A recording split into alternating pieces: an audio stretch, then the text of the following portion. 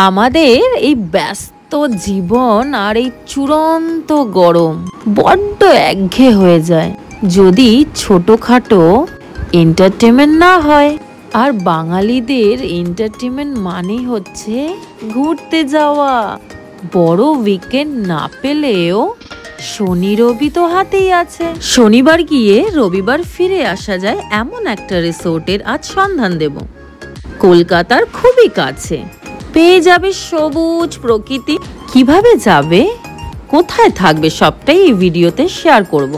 Hello everyone, welcome back to my YouTube channel. কেমন আছো তোমরা? আশা করছি সবাই ভালো আছো, সুস্থ আছো।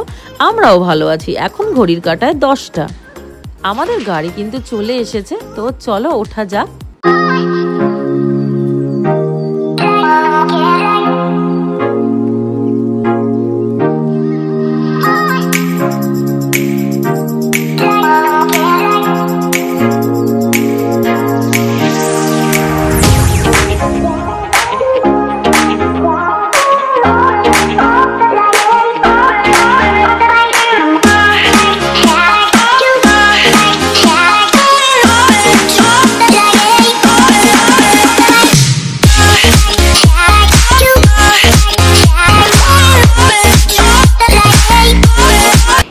বাইপাস থেকে সোজা আমরা কিন্তু জোকা পার করে চলে এলাম ইকো ক্রিক ক্লাব। তবে এখানে কিন্তু অন্যভাবেও আসা যায়। জোকা মেট্রো হয়ে টোটো করে পৈল্যান্ড পর্যন্ত আসতে হবে। পৈল্যান্ড ওয়ার্ল্ড স্কুলের পাশে ডান দিকে পৈল্যান্ড ওয়ার্ল্ড স্কুল।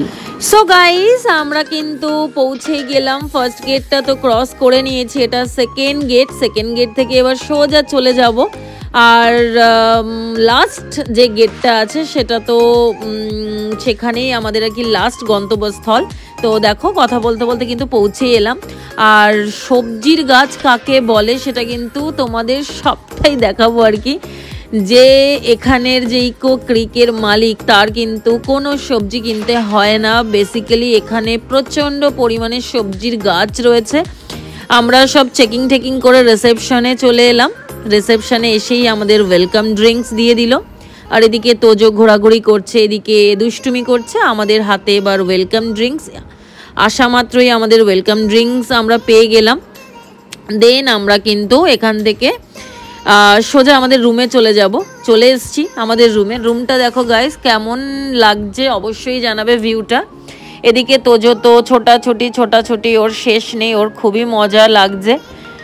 আর একটাই কথা বলে যাচ্ছে যে মাম্মা চলো, কখন সুইমিং পুলে যাব আমরা। তো দেন আমরা কিন্তু বাইরের ভিউটা এবার তোমাদের সাথে শেয়ার করলাম। দেখো গাইস, ব্যালকনির ভিউটা কেমন লাগছে অবশ্যই কমেন্টস করো। একেবারে চলে এলাম লাঞ্চ করতে। আর সত্যি কথা বলতে এত খিদে পেয়েছিল আমাদের কিন্তু তিনজনেরই। তো দেখো, আমরা কিন্তু অর্ডার দিয়ে দিয়েছি রাইস, আর এদিকে ছিল হচ্ছে ডাল, আর এখানে আলু পোস্ত, আর এদিকে দিয়ে দিয়েছিলাম দেশি মাটন। দেখতে যতটা টেস্টি মনে হচ্ছে, খেতে কিন্তু আরও টেস্ট গাইস, তোমাদের কি বলবো। খাওয়া দাওয়া কমপ্লিট করে আমরা কিন্তু একটু আশেপাশে ঘুরবো। আর দেখো, এখানে ছোট্ট একটা ছিল দোলনা, তো তোজোকে বসিয়ে দিয়েছি। আর ও দুলতে একটু গান করছিল মনে মনে। তাও আবার সেটা কিন্তু এখানে আমি তোমাদের সামনে আনিনি, তোমরা শুনলে হাসবে। যাই হোক, তো এখানে ছিল একটা প্লেন, যেটার সামনে দেখো আমার বরমশাই কি করতেছে। হ্যাঁ, বেশি অঙ্গি ফঙ্গি দিয়ে খালি বলতেছে ফটো তোলো রে। এখন গাইস ঘড়ির কাঁটায় হচ্ছে 5:45। তো আমরা কিন্তু সুইমিং কস্টিউম পরে বেরিয়ে পড়লাম। এত সুন্দর একটা পরিবেশ, পাশে ছিল আমার লেক, আর এদিকে ছিল সবুজে ভরা, আর সামনেটাই ছিল সুইমিং পুলটা দেখো গাইস কি সুন্দর। তোমাদের মনে হচ্ছে না দৌড়ে এসে একটু ঝাঁপিয়ে পড়ি? আর এদিকে দেখো দুই মোটুতে কি করছে। আর শুরু হয়ে গেল আমার তোজো আর আমার বর। এই সামনেটা ছিল অল্প জল, আর ওই ভেতরটায় ছিল অনেকটাই জল। কিন্তু আমি আবার ভেতরে যাচ্ছিলাম না ভয়ে, কেননা আমি তো সাঁতার জানি না, তো সেই কারণে আমার সুইমিং পুলেও ভয় লাগে। আমি আবার বরকে বলছি যে ভেতরে কি অনেকটাই জল গভীর, তাহলে কিন্তু আমি সাইডেই থাকবো। দেখো এখানে আমরা এসেছি 6:45-তে, আর এখন বাজছে কিন্তু ঘড়ির কাঁটায় 7টা। চারিদিকে দেখো অন্ধকার হয়ে গেছে, আর এদিকে জলের ফোয়ারাটা যে পড়ছে নিচে, জলটা এত সুন্দর লাগছে। এদিকে তোজো তো উঠতেই চাইছে না এখান থেকে, মানে এখান থেকে যেতেই চাইছে না। যাক, রুমে অনেক কষ্টে ওকে এনে ঠেনে ফ্রেশ ট্রেশ হয়ে ওকে কিন্তু বসালাম। আর এদিকে আমরা স্ন্যাক্স অর্ডার করেছিলাম, স্ন্যাক্স খেয়েই কিন্তু ও ঘুমিয়ে গেছে। ফিশ ফিঙ্গার আর অর্ডার করেছিলাম হচ্ছে ফ্রেঞ্চ ফ্রাই, ও ঘুমিয়ে গেছিলো খেয়ে। 17 আগস্ট আমার ছিল জন্মদিন, তো সেই কারণেই কিন্তু এই রিসোর্টে প্ল্যান করে আসা। দেন রাতে ডিনার করে ঘুমিয়ে সকালবেলা ফ্রেশ ট্রেশ হয়ে একেবারে লাগেজ নিয়ে ব্রেকফাস্ট করতে চলে এলাম।